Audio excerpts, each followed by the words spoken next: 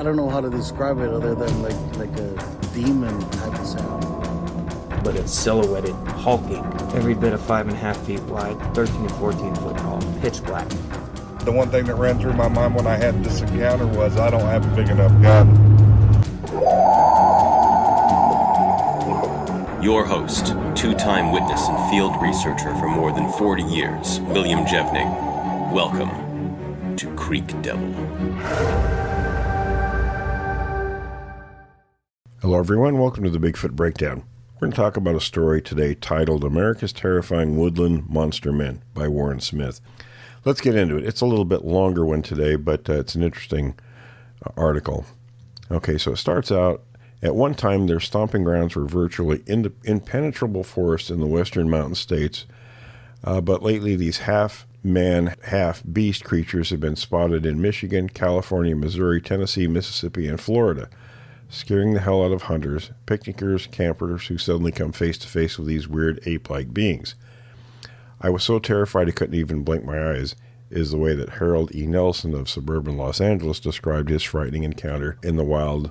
This half-man, half-beast, also known as the Abominable Snowman, ABSM. The eerie experience occurred when Nelson, a retired businessman, left California to visit his relatives in upstate New York. Now, we had plenty of stories that come out of that region, so it's one that I am not surprised. It doesn't give a... Oh, it does give a date. Okay. Well, let's move on then. It says, I drive around the country a lot, so I bought a pickup with a camper on the back, Nelson related, on the evening of September 11, 1968. I pulled off the highway just outside of Billings, Montana. It was a lonely place to spend the night. Nelson had been driving since early morning, so he skipped his usual hot meal. I opened a can of pork and beans. Now that's a dangerous spot right there because we did that when we were teenagers and it always seemed to bring them in. And Forrest got beaned with a can of beans, so he said, and was munching on a few crackers when I heard a racket outside the camper. He continued, I was going to investigate when the noise stopped. I figured it was a small animal of some sort. I dismissed the incident because you can get spooked when you're out camping.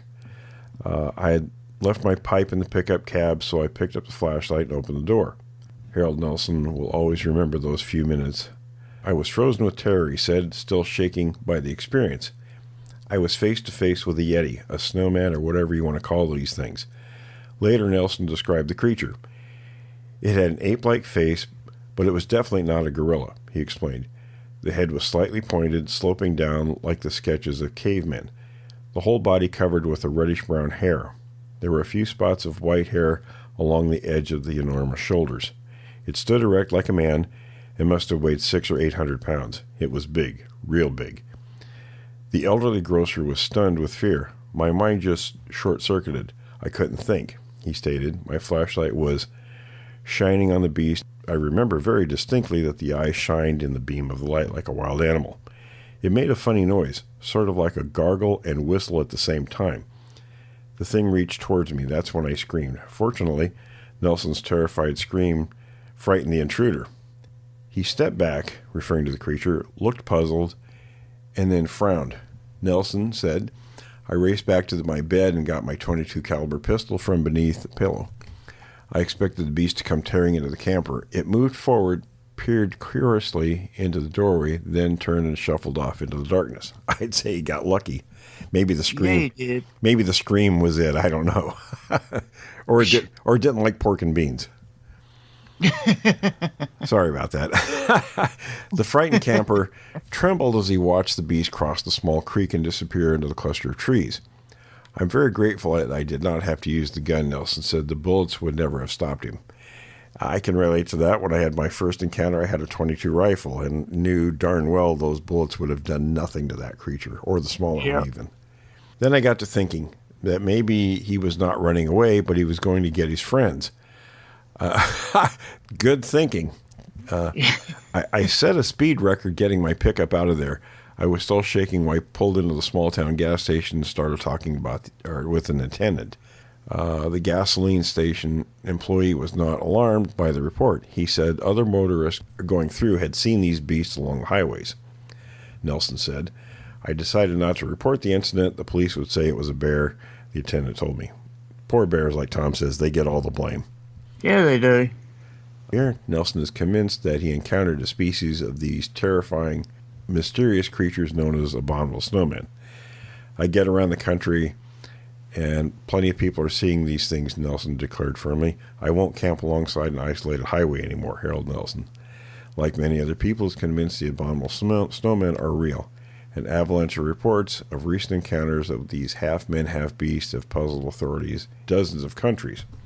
I guess to go back a little bit, of course, authorities will always say it's a bear or something else. Now, at this time, 1968, Bigfoot was not a real widely used term. Because of Sanderson's book and notoriety, people were using the term abominable snowman.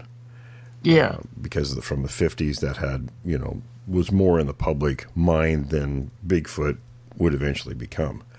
So it goes on to say, the writer of the article, we can now assume that a specimen will soon be captured. A hunter may, and this was after the Patterson film, so they don't refer to that. It's interesting. But this is a magazine article, so the author may not have been at that time aware of the Patterson film. Probably not. Let me go back a little bit, because he says this was so September of 1968. So they got the film in October, so it was just a little under a year after Patterson got the film. Okay. It would have been about 11 months. So, okay. Not important. He goes on, let me go back. We can now assume that a specimen will soon be captured. A hunter may zero in on a shadowy figure in some marshy swamp and blast down an abominable snowman, or some well-equipped scientific expedition will finally capture one of these elusive creatures. To date, that has not happened. Nope. This month, this year, certainly in the very near future, one of these primitive beasts will become front-page reality. Dead or alive, the specimen of a snowman will trigger a boiling scientific controversy. Wishful thinking at that time. Uh-huh. Many notable scientists have looked into the movie. Okay, here we go, about the Patterson film. Most notably, scientists have looked at the movie film of a snowman taken by ex-rodeo rider Roger Patterson. In recent years, the Yakima, Washington monster hunter launched several unsuccessful searches into western wildernesses. Then at 3:30 p.m., October 20th, 1967, Patterson and Bob Gimlin were in the great forest of the north of Eureka, California. They sighted a strange hair-covered beast walking upright through the timber. Patterson grabbed his movie camera and zoomed in as the creature moved away. The result is a highly controversial roll of 16mm color movie film. A biologist from the Smithsonian Institute said he observed nothing that would point directly to a hoax. His colleagues, American and Canadian scientists, viewed the film with cautious bewilderment. It is hard to believe that the film could be faked as to admit the creature exists, reported Dr. Don Abbott, an anthropologist with the Provincial Museum in Victoria, British Columbia, Canada. An actual body of one of these creatures or a living specimen would be shattering to science. A noted scientist in Forbes Saga magazine, it would create a wholesale confusion in several areas of science, biology, anthropology, and even history would have to be revised. Textbooks would have to be rewritten. I wish someone would drag in one of these things. The turmoil would be terrific. So it's interesting from 1968 that, and Don Abbott, now, going back just a little bit, Don Abbott was the archaeologist that DeHinden and Green knew. And that's where the rift between Green and DeHinden happened, was when Green and DeHinden would come back from Bluff Creek, Rene would take pictures of all the tracks and things that he photographed there over to Abbott's office. Abbott would put them in the files, then Rene would go home. Then Green would come and get copies of those pictures and put them in his books. Oh, boy. And that's where, Rene was ticked off. Obviously, for years, he didn't even get credit for those pictures. And then when he finally did, after complaining numerously to Green, Green put his name on the pictures in his books, but Rene was never paid for, any of the photographs. So yeah. Okay, so let's move on. Science would not be the only casualty. There will be some legal or puzzling legal problems. The law does not accurately define a human being. We have no legal precedence as to what sum of bone, blood, nerves, brains constitute Homo sapiens. Would the snowman be considered an animal and therefore liable to be trapped, a cage exhibited in a zoo? Or would it be judged as some form of human being and subject to the laws that apply to every citizen? I would think about the legal aspects a lot, reported 68-year-old Harold Nelson. What would happen if I shot the Montana snowman? The thing is definitely part human. Would it have been murder? See, now this is the same thinking that Frank Hansen went through with the Minnesota Iceman. Yeah. So I think in those days, and of course without knowing, you might run through all those different things in your mind. Oh, yeah. I don't think it would be an issue today. I really don't.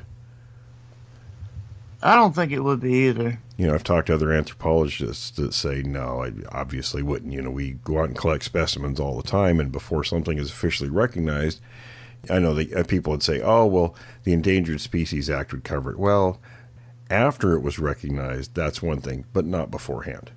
Yeah. Okay, so let's move on. If the law declared the snowman to be an animal, then the ownership of these creatures as property would be permissible. Some shrewd businessmen would try to breed and train them to perform menial tasks, Nelson theorized. While this may sound like fantasy, the Russians claim to have already done so. Dr. Jean-Marie Therese Kaufman, a Russian physician, delivered her report on abominable snowman in a 1967 meeting of the Russian Geological Society, nicknamed the Abominable Kaufman by her colleagues. The Russian scientist told her 5-year search for the, okay, I'm going to spell this, Agachikisshi, as snowmen are called in the USSR. She informed the assembled scientists that 219 people had sighted snowmen during their 9 expeditions into isolated areas of her country. Even more interesting was a report from Dr. Kaufman that a farmer in the Caucasus mountain ranges had successfully trained a snowman to perform chores on the farm. I'm having doubts about that. Uh-huh. The story is fragmentary. However, the farmer apparently discovered a starving snowman, and the creature became very docile when the farmer fed him.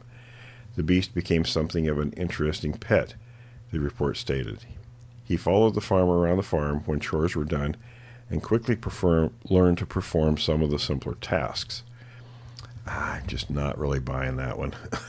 Well, they used to talk about how Russian farmers would get in fights to the death with these things sometimes. Yes, exactly. Yeah, there was a lot of friction, which was the same with many Native American tribes here in North America. Yeah. Okay. Eventually, the farmer taught his hairy hired hand to drive a tractor. The beast the beast was very proficient in handling the tractor, but was unable to learn how to start the machine. There are persistent rumors from Russia that the Soviet scientific establishment has captured a live snowman. The creature is reportedly being examined in Moscow in a top-secret project. Some credence can be given to this possibility because there have been untold number of sightings in the Caucasus Mountains over the last several hundred years. Now, some of this, was probably misinformation. It's kind of like the H.A. Miller letter we talked about, where there was some stuff that was real, there was some stuff that was misinformation. Mr. Black did tell me that, and I know this kind of stuff to be true because when I was in the Army in the late 70s and through the early 80s, when we were dealing with the Soviets, anything that they did, no matter how ridiculous sounding, the military would look into to see what it was they were up to, whether it was some cover story for something else they were doing or if it was legitimate. And Mr. Black told me that's how we got involved in looking at this particular topic because of stories coming out of the USSR. So there is some foundation for that. Okay, so he goes on to say, this name starting with A that I spelled out, a comma, KAPTR, comma, MESHEADAM, and the Almasty. Okay, these were all our regional names in various parts of the USSR for the snowman. Each year there are hundreds of confrontations with snowmen behind the Iron Curtain, and communist scientists have launched a worldwide investigation. If the thought of snowmen trained to toil for farmers seems far-fetched, the alternate possibility of these creatures being judged human would be equally staggering. Okay, your imagination wouldn't have to stretch too far to see some of the fascinating political problems if snowmen are real, an attorney declared. As a human, they would have the same rights as any other citizen. This would include the right to vote, own property, enter into legal contracts, and, of course, be responsible for their acts. The attorney reflected for a moment, then laughed out loud. The government will have to undoubtedly decide they were wards of the state, he chuckled. The politicians would create another government bureau to manage their affairs. Some politician would start thinking about the snowman vote and would have another poverty program. Okay, so in this time period, there's some weird thinking going on. Yeah. One of the most startling phenomena connected to the most recent sightings in North America has been the locality of the encounters. Traditionally, past glimpses of the mysterious creatures have occurred primarily in isolated mountain ranges. The Omas and the Bigfeet prowled the western mountains, while their cousins, the Sasquatch, roamed. See, now, when you have to think, I remember going back to this time period, they thought Bigfoot, Sasquatch, all these different names were different creatures. Right. And it wasn't until later that everybody said, oh, everybody's talking about the same thing. Yeah. Okay, so it goes on. It appeared that families or tribes of snowmen liked the lush vegetation of the forest and the security of the mountains. Then, in the late 1950s, a rash of reports occurred in Missouri, Florida, Michigan, and even arid desert areas. Game wardens and conservation officers in several northern Midwestern states claim the Canadian snowmen are migrating southward into the summer of 1965. A hairy monster was terrorizing residents during that summer, panicked Monroe County, Michigan. See, now, again, you have to go back to the time period when this article was written. They didn't know that much about these things. They weren't migrating. These things were simply already there. When you started going back looking at historical accounts, these things had always been in these areas. Right. Teenage Christine Van Acker and her mother, Rosa Owens, declared a man-like beast attacked them when their automobile stalled on the lonely highway. Dozens of frightening reports poured in from other residents who claimed to have experienced unnerving accounts with the creature. A migrant worker claimed to have battled a snowman when the beast attempted to kidnap a young woman. Another sighting occurred on the evening of November 8, 1966, when William and James Cagle were driving towards Marietta, Georgia, from their home in Oklahoma. They braked their truck to negotiate a sharp curve in the highway near Winona, Mississippi. As the vehicle slowed down, one of the huge creatures rushed down the slope towards the truck. When my headlights picked him up, he was on our left side, James Cagle wrote. He was aggressive, angry, and ready to attack. Personally, I don't believe he was angry with my brother or me. Now, I don't know, how would you get that? I mean, if you're in the truck, the creature probably didn't see you. Right. So how would you come up with that? Exactly. It's in the evening, too. I mean, when they report things, they'll oftentimes put in their own interpretations instead of just relating the facts. Yeah. And you know from having been a cop that, you know, you're trying to dig up facts and trying to weed out people's interpretations. Yeah, and usually if people volunteer information, they're lying. Oh, really? Okay, that's Yeah. interesting. Okay, so he goes on to say, when I was out in Northern California, I heard these things dislike noise. He may have wanted to destroy my truck because the sound may have disturbed his sensitive ears. I don't think it's sensitive ears. We know about them not liking quads in areas, and I know places in Northern California where a lot of native folks and people who live in those regions will be out riding their quads and have had some issues, you know, the creatures chasing them. They don't like, maybe they don't like, I think it's more of not so much liking the sound, maybe it's the proximity of where the people are. Maybe they're in a place where the creatures don't want them to be. Right. Let's go on. The creature was no more than 20 feet from us when we slowed down to 7 or 8 miles an hour, James Cagle continued. The face looked like a mixture of gorilla and human. Its arms and legs were very large. The chest was at least 3 feet thick, and I can tell you I saw that firsthand. His eyes glowed in the dark. He did not seem to have pupils. It looked us over, then slowly raised an arm like the Indians do when they greet someone. See, some of this I just don't know. I mean, James Cagle reported, I had seen all that I wanted. I floorboarded the accelerator and moved out of there. James Cagle is convinced that the snowmen are scattered around America today. They seem to hate noise, so they may not come close to a city. We know that's not true. He summed up, we do know that no 38 or 45 bullet could have stopped the one we saw anyway. They should not be killed except in self-defense because I have positive they are part human. And again, you go back, I think people make that assumption just because of the posture and kind of the overall appearance. Yeah. To me, when I look at the Patterson film or the creatures I saw, to me there was nothing human about them. No. No more human than a gorilla. Okay. Some kind of primate, but definitely not human. Right. A mountaintop meeting with a hairy creature in another southern state shook Brenda Ann Adkins. I drove up to Monteagle Mountain, north of Chattanooga, Tennessee, early last spring, and stopped to take some color pictures of the scenery. I left my camera in the car and walked along the cliff edge to find a spot to take a few pictures. I'm not sure why she left her camera to go looking for a place to take pictures, but to me, I mean, it's my habit. I carry my camera in my hand all the time. So, because sometimes you're out looking to take pictures, do you really want to go trudging back through all the brush or whatever to get your camera that you could have had with you? Exactly. You know what I mean? And you got a carrying strap, so you have it around your neck, and it's not a bother. But let's go on. I was staring over the mountain when there was a noise in the woods behind me. I also smelled a very strange odor, almost nauseating, as if something had died. The 19-year-old girl turned and saw a creature stomp out of the brush and lumber towards her. See, now, there's something, when I talk about it lumbering, and early on in this subject, for decades, that's what people were thinking about these creatures. They were just some big, dumb, lumbering beast, instead of them being an apex predator that are very nimble and agile when they move through their environment.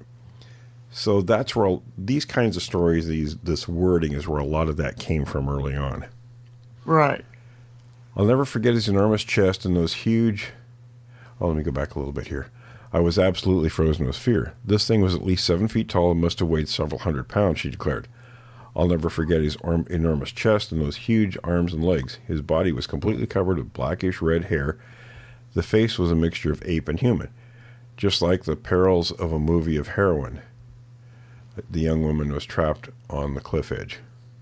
Okay, the beast was between her and her automobile. I still have nightmares about that afternoon, Miss Adkins related. He seemed to be angry and was growling. I thought he would push me off the cliff or something. Then he stopped about 6 feet from where I stood, cocked his head in a quizzical way, and just stared at me. He studied me for a few moments, then seemed to smile, and made a little blubbering noise and walked back into the brush. The smile was probably, what anthropologists call a lip flip. Lip flip. Right? Yep. Not a smile. It was a look like, okay, you need to get out of here. This is a warning. Yeah. Okay, so the young woman dashed to her car and drove to the town of Monteagle. On top of the mountain, I stopped at the restaurant there. I was shaking so badly that I spilled coffee on my dress, she said. The man asked me if I needed help. I told him the story, and he said it was probably a bear. There we go again. Poor. I wish Tom was here. He'd say, "Here it is, the bear again." I agreed with him because I was almost in shock. He probably thought I was a little crazy. The young woman returned to the mountain with her on two other occasions, hoping to see the beast again and obtain a photograph. My father works in Chattanooga, and he accompanied me. Ms. Adkins explained. He carried a big deer rifle, but I don't think the rifle would stop one of these monsters. Ms. Adkins was very fortunate. There are accounts in every country of women being abducted by these half-men, half-animals. The folklore of the Indian tribes in several parts of North America contains tales of these bizarre kidnappings. One such experience occurred during the last century when a 17-year-old Indian girl was captured by a snowman when her tribe camped at the Harrison Lake district of British Columbia. Old Annie never quite lived down that tragedy. She was compelled to live with the young male Sasquatch, said his parents. It must be her parents, said Gordon Nicholson. The legend says that Annie was kidnapped and carried to a smelly cave on a mountain just south of Harrison Lake. Now, that's where Harrison Hot Springs is, and that's where John Green lived and Bob Titmus lived. Okay, let's see. Annie managed to escape from the Sasquatch family after several months of captivity. She wandered in the forest for several days and was delirious and half-starved when she reached civilization, Nicholson adds. The old woman died several years ago, so there was no way to prove her story. However, there persist legends about Indian women being carried away by these fellows in my country of Canada and down in California and northwestern states. Many of the old newspapers contain stories of wild men who lurked in the woods. I think these may have been the Sasquatch. You know, there are some stories that, of course, well, I don't know if that's the only one I know of that particular kind of a story. I think some of these things got picked up by people and sort of expanded when there wasn't a lot of foundation for them. Was that the story, the one you just talked about? Was that the one where the young male Sasquatch had put like something on her eyes? It may have been. We'll have to took her off, and then she came back because she got sick. Yeah, it could have been. We'll have to cover that story on this show at another time. But I think that's probably the one. Okay. So let's move on. Gold prospectors and treasure hunters frequently seek their lost bonanzas in isolated areas. Since 1964, treasure hunters in the Borrego Valley Desert in in California have whispered about abominable sandmen of Borrego. Arid area is near the Mexican border. It's virtually uninhabited. Now, we do know stuff going on in Arizona and places like that, and I did interview a woman many years ago who was born and raised in Mexico, and they did have an encounter, very, very frightening encounter with one of these creatures. Yep. So they do live in those parts of the world. So it's not unusual to think that. Let's move on here. The arid area is near the Mexican border, is virtually uninhabited. There are many fissures, caves, crevasses in the Superstition Mountain region, and prospectors say the Cacopa Indians have told of a subterranean labyrinth under the mountain. Major Victor Stanov was seeking an access into the Superstitions Mountains in January of 1964 when he noticed large humanoid tracks in the sand dunes. The prints ran in pairs, generally parallel, and averaged about 14 inches in length and 9 inches wide at the instep. Major Stoyanovs declared he returned to the desert on several occasions, made plaster casts of the prints, and snapped photographs. Curious as I am, I hope that the person who discovers that kind of beast, it doesn't happen to me. Major Stoyanov said after his thorough investigation and tracks, I guess we'd have to look that information up if it's out there. Yeah. The San Diego Union ran an unverifiable article some years ago of a sandman that was shot by hunter Frank Cox at Dead Man's Hole. Now, that's another article we'll cover, the wild man of Dead Man's Hole, or the monster of Dead Man's Hole. That's another article. Near Warner, California, in San Diego County. The beast was described as a cross between a man and a bear. The head was rather small, with protruding teeth and powerful jaws. The muscular creature had feet that measured 24 inches. Now, that's kind of bizarre. Okay, and the body weight was estimated to be 400 pounds. Harold Lancaster, treasure hunter, and was prospecting the Borrego Sink, east of the settlement of Borrego Springs, California. Okay, so it says the muscular creature had feet that measured 24 inches in length, and the body weight was estimated to be 400 pounds. Harold Lancaster, treasure hunter, was prospecting in the Borrego Sink, east of the settlement of Borrego Springs, California, in July 1968, when he saw a sandman. I was camped on the mesa one morning when I saw a man walking in the desert, he reported. The figure came closer. I thought it was another prospector. Then I picked up my binoculars and saw the strangest sight of my life. It was a real giant ape man, Lancaster said. He heard about the screaming giant ape man up in Tulum County. Now, I'm going to make a reference here to Tulum County. I've been dealing with people who run missing person sites. And in California, Tulum County has one of the highest numbers of missing people for unknown reasons. Wow. So that's just a side note I wanted to make. So that's very interesting. He said, I heard about, and this is interesting, I heard about the screaming giant ape man up in Tulum County. Screaming giant, that's interesting. That had frightened people for a couple of years. Another person, and I even went up there to look for the thing. I decided it was a hoax, never expected to actually see one. Okay, so he goes on to say, as the Sandman drew closer, Lancaster became worried. That thing was big. I was no match for it, he reported. I had a .22 pistol. Everybody's carrying a .22.